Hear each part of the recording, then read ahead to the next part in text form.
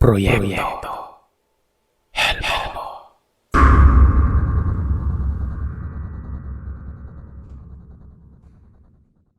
Matagal ko na pong gustong ibahagi ang karanasan kong ito.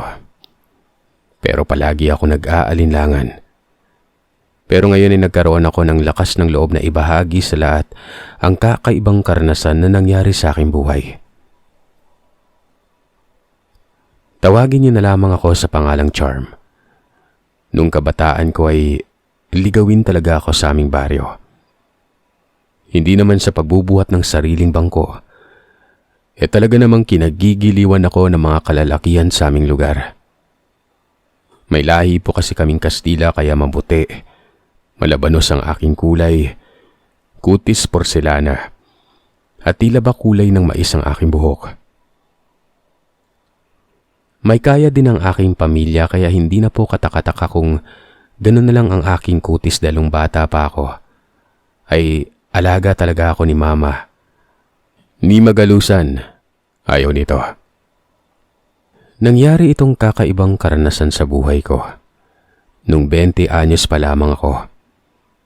Hindi ko nababanggitin ang edad ko sa kasalukuyan dahil lampas na po ako sa kalendaryo. Meron ako noong 3 masugid na manliligaw. Matyaga ang mga ito na magtungo sa bahay. Mangharana, mag-alay ng rosas at maghandog ng mga alahas.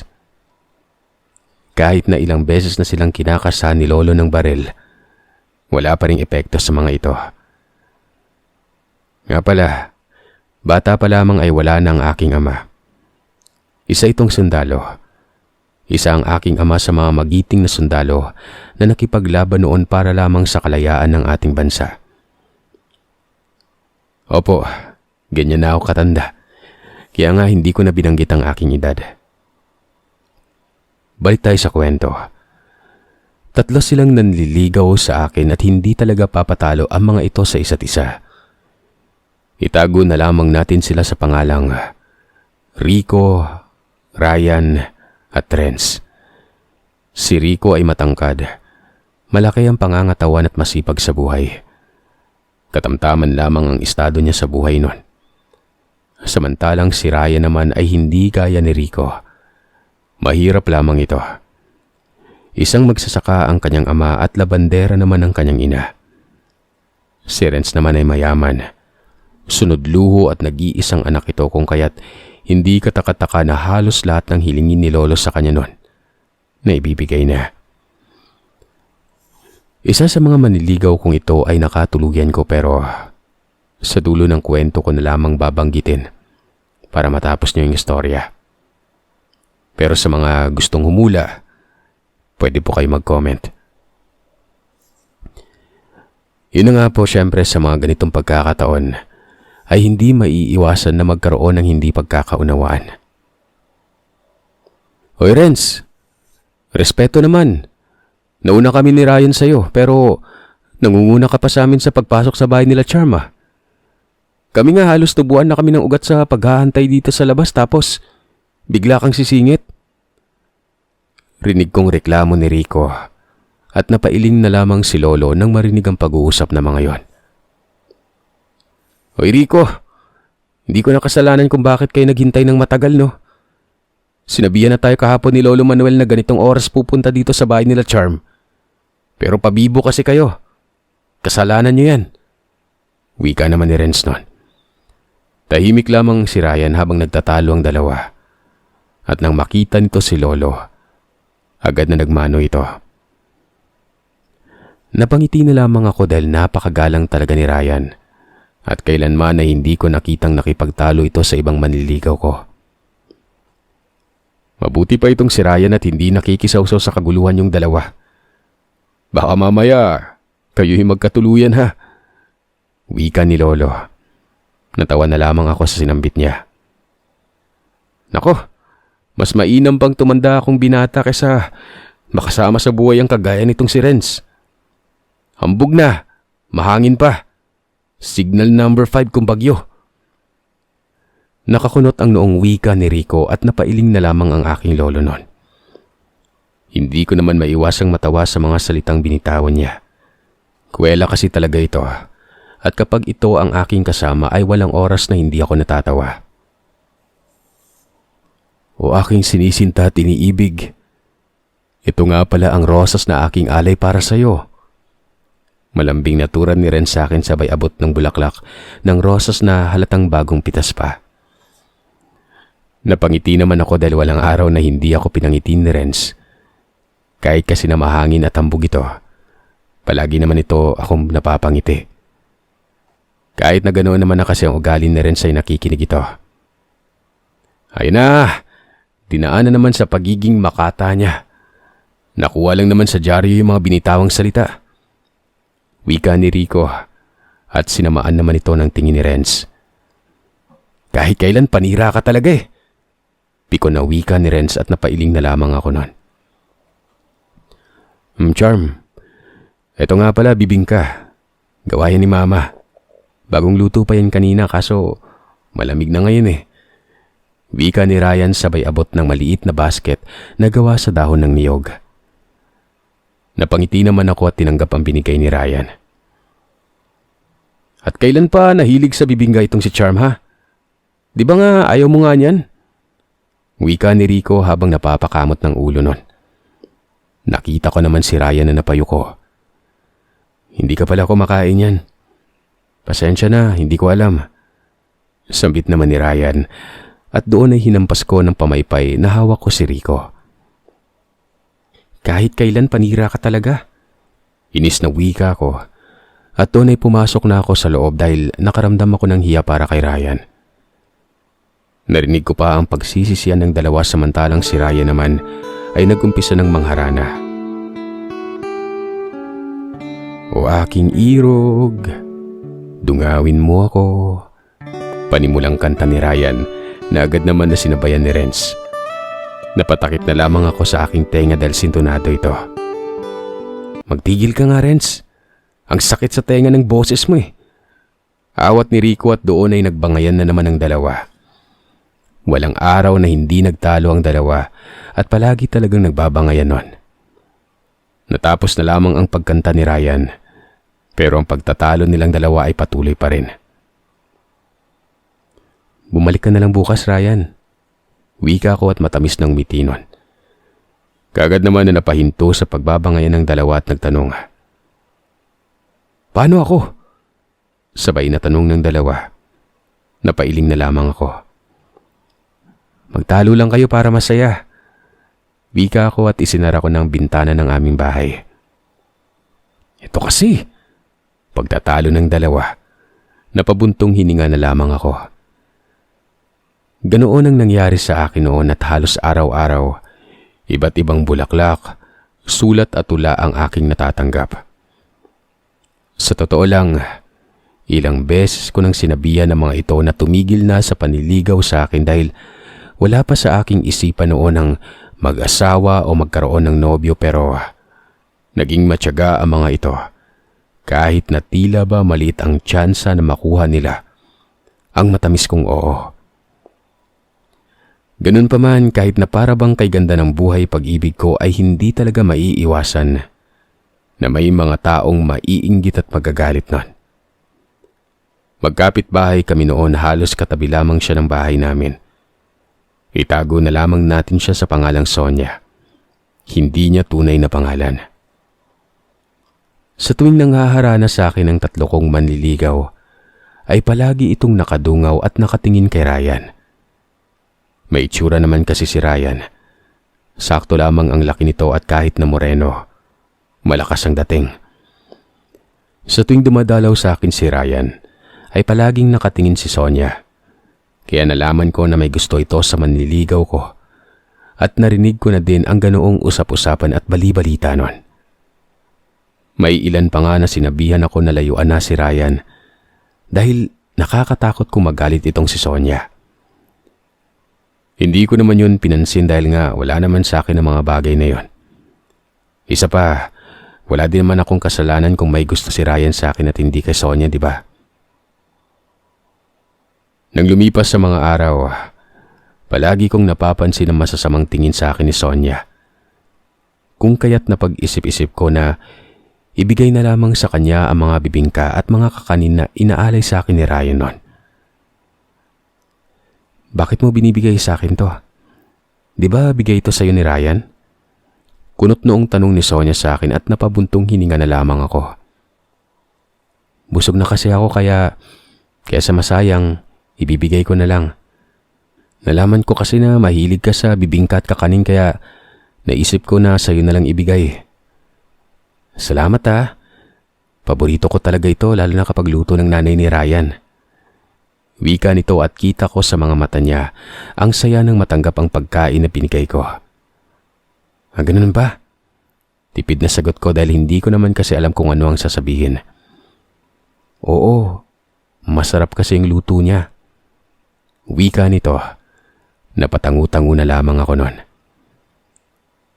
Sonia! Pasok!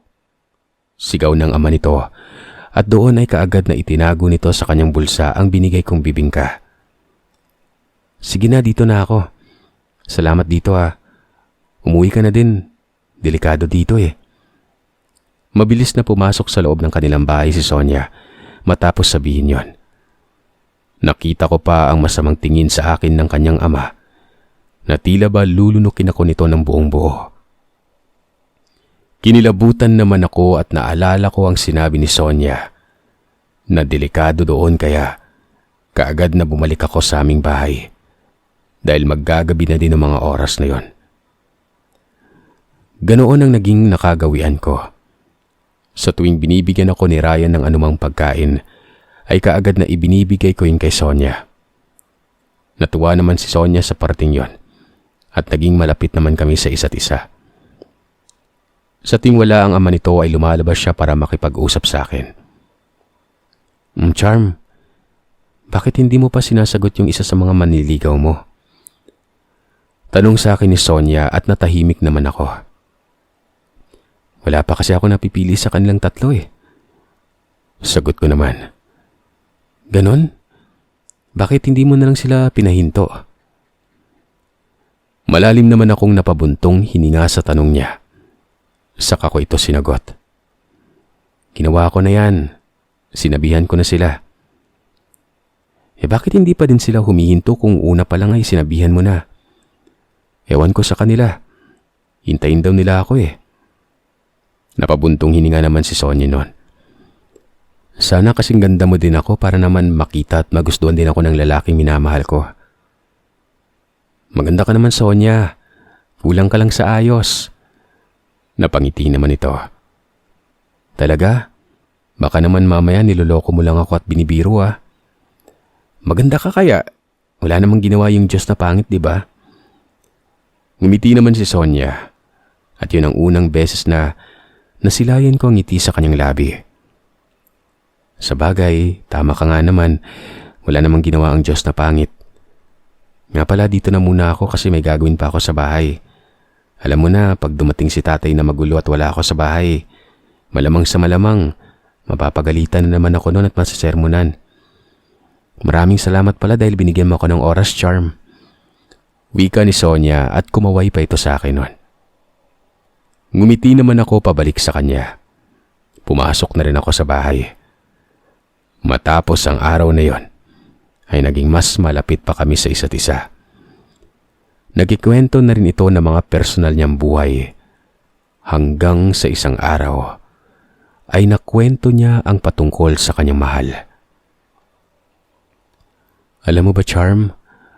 Sa totoo lang, gusto ko talaga si Ryan eh. Dati pa nga naiingit ako sa iyo dahil lagi kanyang inaalayan ng bulaklak. Bibingka, mga iba't ibang mga pagkain na luto ng kanyang ina. Kinakantahan ka pa niya at sinusulatan. Nung una, naiinis talaga ako sa iyo kasi ang dami mong manliligaw. Samantalang ako, hindi man lang napapansin ng taong mahal ko. Pero nung araw na binigyan mo ako ng bibingka, napatunayan ko na napakabuti mong tao. Hindi na rin ako magtataka kung bakit maraming iibig sa iyo na lalaki. Bukod kasi sa maganda ka, maganda pa rin ang panloob mo. Wika niya. Gusto mo ba tulungan kita kay Ryan? Tanong ko kay Sonia noon. Naku, wag na, nakakahiya naman. Baka mamaya isipin ni Ryan na nagpapatulong ako sa iyo.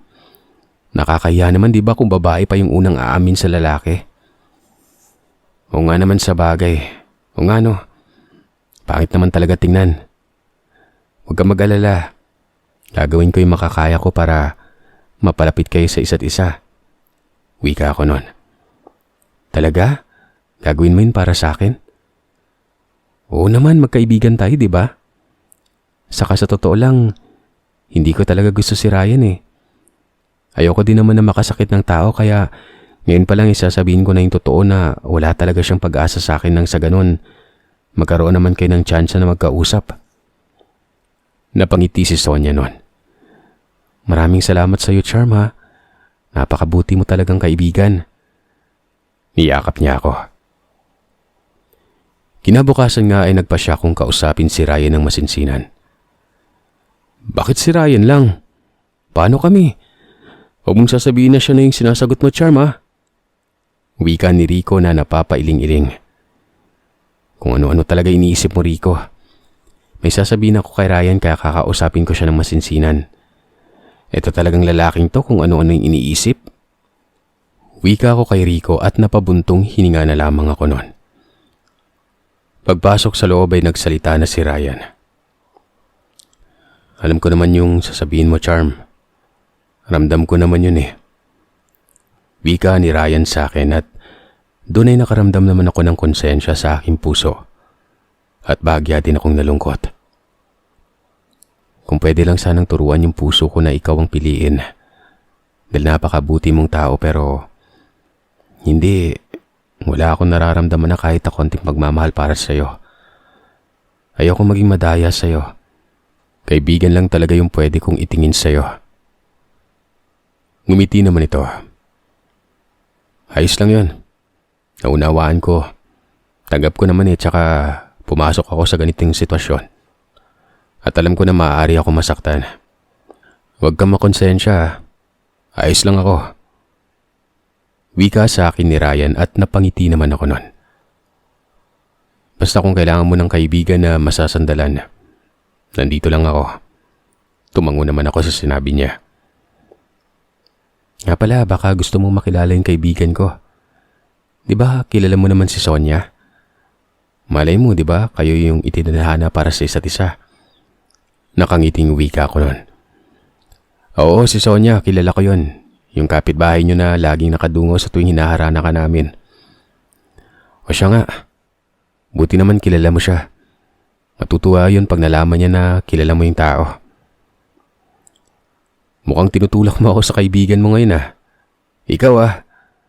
Nagtawanan na lamang kami nun. Napansin ko naman na nakadungaw ang dalawang kulukoy na si Rico at Renz. Ang saya nun ah. Huwag mong sabihin na siya na yung sinagot mo ha. Wika naman ni Renz at napakamot pa ito sa kanyang ulo. Anong meron si Ryan na wala sa atin? Para siya yung sagutin ito si Charm. Wika ni Rico. Napairap na lamang ko. Kahit kailan napakahambog niyo talagang dalawa. Bakit ang saya-saya nun kung hindi mo sinagot? Takang tanong naman ni Renz na halatang naguguluhan. Ay nako, hindi ko nga sinagot si Ryan. Pinatigil ko na siya sa paniligaw sa akin. Nagbawas na ako sa inyong tatlo. Dahil hindi ko na kinakaya yung kambugan yung dalawa kaya dalawa na lang kayong manliligaw ko. Tsaka kaya kami tumatawa kasi nireto ko yung Ryan sa kaibigan kong si Sonia. Nagkatinginan na naman ang dalawa. Talaga? Pero teka, anong sabi mo? Kaibigan mo si Sonia yung kapitbahay ninyo na laging nakadungaw sa tuwing naghahara na kami sa iyo, di ba? Oh, bakit? May problema kayo? Kunot noong tanong ko sa mga ito. Doon ay nagkatinginan ng dalawa at saka umupo nun. Hindi mo ba alam yung kwento-kwento patungkol sa pamilya nila Sonia? Magkapit-bahay pa naman kayo. Patungkol sa papa niya. Tanong sa akin ni Rico nun. Doon ay napakunot noon naman ako. Anong kwento? Wala naman akong naririnig at wala din namang nababanggit sa akin si Lolo. Wika ko. At doon nga ay nagsimula ng magkwento ang dalawa. Ang papa noon ni Sonia, pinaniniwalaan ni isang aswang. May nakakita din sa isa sa mga kapitbahay natin noon na nagbalat kayong baboy ramo yung ama niya. Kaya nga matagal na panahon nang nawala ang mga yan dito eh. At nung natigil na yung usap-usapan patungkol sa pagiging aswang ng pamilya nila, saka lang bumalik yung mga yan. Kaya nga hindi madalas lumalabas ng kanilang bahay si Sonia, di ba? Palaging pinapagalitan ng tatay niya, lalo na kapag nakikipag-usap sa ibang tao. Dahil baka malaman yung sekreto nila. At baka maungkat na naman yung nakaraan. Pagkikwentong wika ni Renz nun. Anong sinasabi niyong aswang sila Sonia? Wala namang binanggit sa akin si Sonia na ganyan ah. Malamang, may magsasabi ba ng totoo lalo na sikreto ng pamilya nila yon?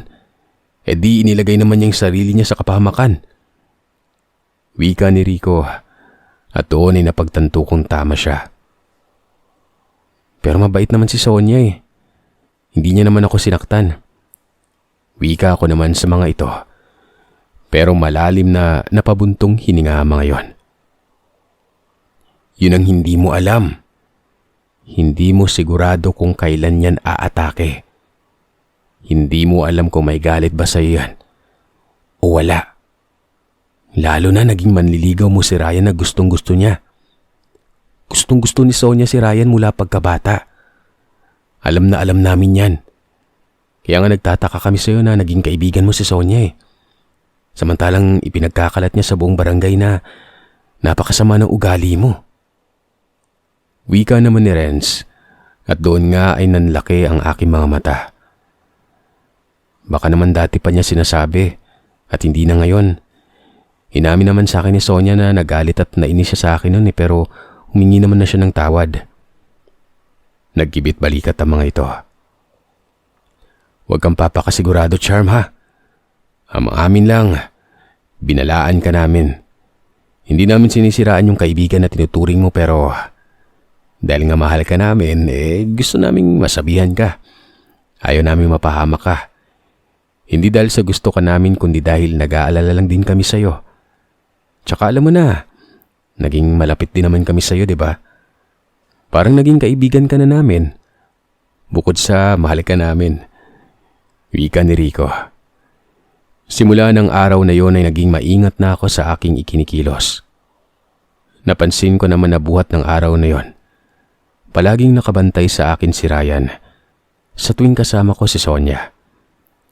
Hindi ko alam kung bakit pero nakaramdam ako ng takot. Hanggang sa isang araw, kinausap ni Lolo sila Rico at Renz. Mamayang gabi, aalis ako at ng anak ko ha. Maiiwan lamang dito sa bahay si Charm. Kaya sana patignan-tignan ha dahil nag-aalala kami sa kanya lalo na't babae yan.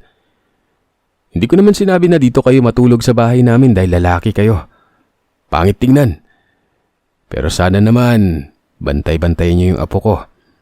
Alam niyo na, nag-iisa lang yan. Wika ni Lolo. Huwag po kayong mag-alala Lolo Manuel. Kami po yung bahala kay Charm. Hindi namin papabayaan ang apo mo. Pabantayan namin yan. Wika ni Rico. Maaasahan talaga kayong dalawa. Sayang at wala na si Ryan. Ito kasing si Charm ay pinahinto na sa panliligaw. Nabanggit rin sa akin ni Ryan na itinutulak daw nitong si Charm si Ryan kay Sonia. Hindi ko alam pero bakit bigla na lang naging malapit kayo sa isa't isa ni Sonia apo? Mag-ingat-ingat ka sa pamilyang yan ha. Nasa ilalim ang kulo ng mga yan. Wika ni Lolo. Napakunot naman ang noo ko dahil tila ba may alamang sinabi niyang yon. Sinabihan nga po namin niyang si Charm Lolo Manuel eh. Sinabihan namin na mag-ingat-ingat kay Sonia at sa pamilya nito. Alam naman natin po yung kaninang nakaraan, di ba? Hindi po talaga mapagkakatiwalaan yung pamilyang yan. Wika naman ni Renz at tunay tumango naman si Lolo. May punto ka, Renz. Tama ang yung sinabi. Nakuha po ha, mag-ingat-ingat ka sa pamilyang yan at patalikod kung tumira ang mga yan. Hindi natin alam kung kailan aatake. At hindi mo alam kung may galit ba o wala sa yung Sonia na yan. Lalo na't alam na alam sa baryo natin na gustong-gusto ng dalaga yung manliligaw mong si Ryan. Baka mamaya kaya kanyang kinaibigan para lamang gamitin ka laban kay Ryan. Doon ay bigla kong naalala ang pagsunod-sunod sa akin ni Ryan sa tuwing kasama ko si Sonia na para bang binabantayan ako nito kahit saan kami magpunta. May iba talaga akong pakiramdam ng mga oras na yon. At hindi ko alam pero para bang totoo nga ang sinasabi ni Lolo. At may punto ito na maaaring kaya akong kinakaibigan ni Sonia ay para lamang gamitin. Pero dahil nga itinuring ko ng kaibigan si Sonia, ipinagsawalang bahala ko na lamang ang bagay na yon. Hanggang sa nung araw na yon, nakita ko si Ryan kung kaya't kinausap ko ito. "O Charm, kamusta ka na? Matagal-tagal na din na hindi tayo nagkausap ah. Kamusta kayo ng kaibigan mong si Sonia? Nga pala, palagi kami magkausap at palagi kanyang kinikwento sa akin." Wika ni Ryan sa akin pero pakiramdam ko ay nagsisinungaling ito. "Ganun ba? Masaya ako kung ganun na nagkakaintindihan na pala kayong dalawa. Nga pala baka gusto mo na dumalaw sa bahay. Nandun naman sila rin sa triko eh." Wika ko. At doon nga ay nakita ko ang masamang tingin sa amin ni Sonia. Na tila ba pinapatay na ako nito sa kanyang isipan. Nako, hindi na. Madami pa kasing gagawin sa bukid eh. Tsaka tutulungan ko pa sila nanay at tatay. Pagtanggi nito. Ay sige, masaya ako na nagkakamabutihan na kayo ng kaibigan ko. Napangiti naman si Ryan nun. Habang naglalakad ay bigla na lamang akong hinarang ni Sonia. "Ano yun? Bakit mo nilalandi si Ryan? Di ba ayaw mo sa kanya? Bakit ang saya-saya niyo?" Sunod-sunod na tanong sa akin ni Sonia. At pahigpit ng pahigpit ang hawak nito sa braso ko. "Anong sinasabi mo? Wala akong nilalandi. Tsaka kinamusta ko lang yung relasyon niyo kung nagkakamubutihan na ba kayo. Yun lang yun. Bitawan mo ako." Mabilis akong umiwas kay Sonia nun. Matapos ang pangyayaring yon ay umuwi na ako sa bahay at noong gabing yon, nagpaalam muna sina Rico at Renz na uuwi sa kanilang bahay para maggabihan, samantalang ako naman ay naiwan sa bahay. Dahil nga mag-isa lamang ako sa bahay, ipinadla ko ang mga bintana at mga pintuan noon. Paakyat na sana ako sa aking silid nang bigla na lamang akong nakarinig ng mga katok mula sa ibaba, kung kaya't mabilis ako na nagtungo doon. "Sino yan?" tanong ko. Doon ay wala naman akong narinig na sagot. Nung unay akala ko ay guni-guni ko lamang yun pero biglang may kumatok ulit. Naisip ko na maaaring sila Rico at Renz yun. Kung kaya't kaagad ko yung binuksan pero hindi ko pa man nalalakihan ang pagbukas ng pintuan. Ay bigla na lamang may mahabang kuko ang pilit na kumukuha sa akin palabas ng aming bahay.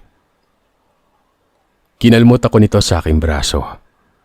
Napahiyaw ako sa sobrang sakit at kaagad na isinarado ko ang pintuan ng bahay pero pilit yung tinutulak ng kung sinong nilalang. Labis na takot ang aking nararamdaman ng mga sandaling yon. Hindi ko alam ang gagawin ko. Doon nga'y nangangatog na isinarado kong muli ang aming pintuan. Naiiyak na lamang ako sa sobrang hapdi ng sugat na aking natamo mula sa kung sinong nilalang na yon. Paakyat na sana akong muli sa aking kwarto. Nang ilang sandali pa ay nakarinig ulit ako ng mga sunod-sunod na tila ba galit na galit ang taong kumakatok doon. Hindi ko na yun muli pang binuksan dahil sa sobrang takot at dahil sa nangyari sa akin. Maya-maya ay bigla na lamang nasira ang pintuan sa aming sala. Gawa lamang yun sa kahoy. Doon nga, isang nilalang ang pumasok sa bahay at kitang-kita ko kung sino yon. Walang iba kundi si Sonia. Kagad itong tumalon. Pinatungan ako at sinakyan ang tiyan ko. Pinagkakalmot ang mukha ko noon. Kailangan kong masira at gawing pangit ang iyong mukha. Nang sa ganon ay ako nang iibigin ni Ryan at hindi ikaw. Wika sa akin ni Sonia at galit na galit ito. Hindi ako nakalaban kay Sonia dahil napakalakas nito kumpara sa akin. Wala naman akong ginagawang masama. Nagparaya na nga ako. Tinulungan ko na makapalapit ka sa kanya kahit na nakakarinig ako ng mga bulong-bulungan na hindi ka raw totoo sa akin at pinagkakatiwalaan pa rin kita. Itinuturing kitang kaibigan. Tila wala itong pakialam sa mga pinagsasasabi ko. Kaibigan? Wala akong kaibigan ng mga agaw. Wika nito at labis ang galit. Kitang-kita ko yun sa kanya mga mata. Sonia, maawa ka sa akin, pakiusap lang. Huwag mo akong patayin. Hindi ako ganun kasama, Charm. Hindi kita papatayin. Sisirain ko lamang yung mukha mo dahil naaasiwa ako dyan. Wika nito sa akin nun. At doon nga, kakalmutin na sana nitong muli ang aking mukha nang bigla na lamang may humila sa kanya. Tama na, Sonia. Hindi na maganda yung ginagawa mo kay Charm. Sige na, tantanan mo na siya. Kung gusto mo, ako na lang kunin mo. Ako na lang yung saktan mo dahil ako naman yung nanakit sa'yo. Sige na, sasama na ako kahit saan pang gusto mo. Sasama ako at pananagutan ko yung batang dinadala mo. Wika ng isang tinig nun. Pagtingin ko sa harapan ko, si Ryan yon. Ang aking ipinagtataka, iba rin ang mukha nito. Kagaya ito ni Sonia. Doon ko lamang napagtanto na isa rin palang aswang si Ryan. Mabuti naman at ipinakita mo yung tunay mong itsura kay Charm. Tingnan natin kung iibigin ka pa niya. Kahit hindi pa nakikita ni Charm yung itsura ko, ipinagtapat niya na sa akin na hindi niya ako mahal. Kaibigan lang yung turing niya sa akin kaya pakiusap, tantanan mo na si Charm. Kung ako ang gusto mo, sige, sasama ako sa'yo basta wag mo lang saktan si Charm. Gagawin ko lahat para lang tigilan mo siya. Doon huminto si Sonia sa pananakit. Matapos na sambitin ni Ryan ang mga katagang yon, sabay na umalis ang dalawa. At dahil sa mga natamo kong sugat sa katawan at sa mukha, nawalan ako ng malay. Kinabukasan ay nagising na lamang ako at nakita ko ang puting kisame at ang nag-aalalang mukha nila mama at ni Lolo. Ano bang nangyari, Apo? Bakit punong-puno ng sugat ang mukha at katawan mo? Tanong ni Lolo. Pero hindi na lamang ako umimik nun. Ilang beses pa akong tinanong ng mga ito pero mas pinili ko na lamang na manahimik at huwag nang sambitin kahit na kanino ang mga nangyari nun. Sinambit ko na lamang noon kay Lolo at Mama na hindi ko matandaan ang mga nangyari dahil napakabilis na mga naganap. Nang makalabas ako sa ospital, doon ko lamang nalaman na si Rico pala ang nakakita sa akin na nakahandusay sa loob ng aming bahay at dali-dali ako nitong dinala sa ospital. Nabalitaan na lamang din namin nila Mama at Lolo na nagtanan si Sonia at si Ryan. Hindi na lamang ako kumibo. Nanatiling tikom ang aking bibig kahit na alam ko naman kung ano ang tunay na naganap. Mas pinili ko na lamang na wag nang magsalita pa. Lalo na at wala na rin naman sila Sonia at Ryan. Hanggang sa kasalukuyan ay hindi ko pa rin malimutan ang nangyari sa akin sa nakaraan. Mahabang panahon din na nanahimik ako. Wala akong pinagsabihan ng lahat ng nangyari sa akin ng gabing yon. Ito po ang unang beses na nagbahagi ako ng istorya patungkol sa nangyari sa akin nung araw na yon. Sa ngayon ay masaya na ako sa aking buhay, kasama ang mga apo ko at ang aking asawa, na si Rico. Opo, siya ang sinagot ko sa kanilang dalawa. Dahil kalaunan ay nakakita rin si Renz na babaeng kanyang mamahalin. Si Rico ang natira sa kanila at nagtiyaga ng manligaw kahit na sinusungitan ko ito. Dahil nga siya ang taong nakapagligtas sa akin nung araw na yon. Utang ko rin sa kanya yung buhay ko. Kung kaya't ito ang aking napili na aking makakasama sa buhay. Sana ay may natutunan kayo sa aking kwento. Maraming salamat po.